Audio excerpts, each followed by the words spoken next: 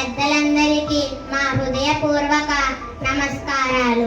గత వారంగా ప్రకృతి వైపరీత్యం వల్ల విజయవాడలో నిరాశ్రయులై జీవన వృత్తి కోల్పోయిన వారిని చూసి మా మనసులు స్పందించి మా విద్యార్థుల అందరిలో వచ్చిన చిరు ఆలోచనే మా ఈ ప్రయత్నం. ఓ మనిషి, ఓ మహర్షి, కనిపించిందా ఉదయం? ఓ మనిషి, ఓ అన్వేషి, వెలుగేయిందా హృదయం?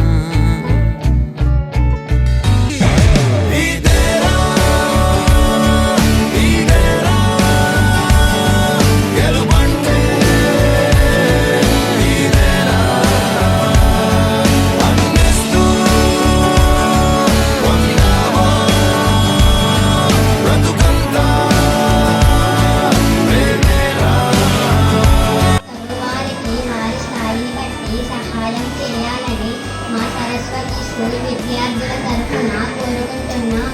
మాలాగే మా సరస్వతి స్కూల్ ఉపాధ్యాయులు కూడా వారి నెలవారీ జీతం నుండి 2 రోజుల వేతనాన్ని, అదే విధముగా స్కూల్ మేనేజ్మెంట్ వారు కూడా విజయవాడ వరద బాధితులకు సహాయం చేయడం జరిగింది.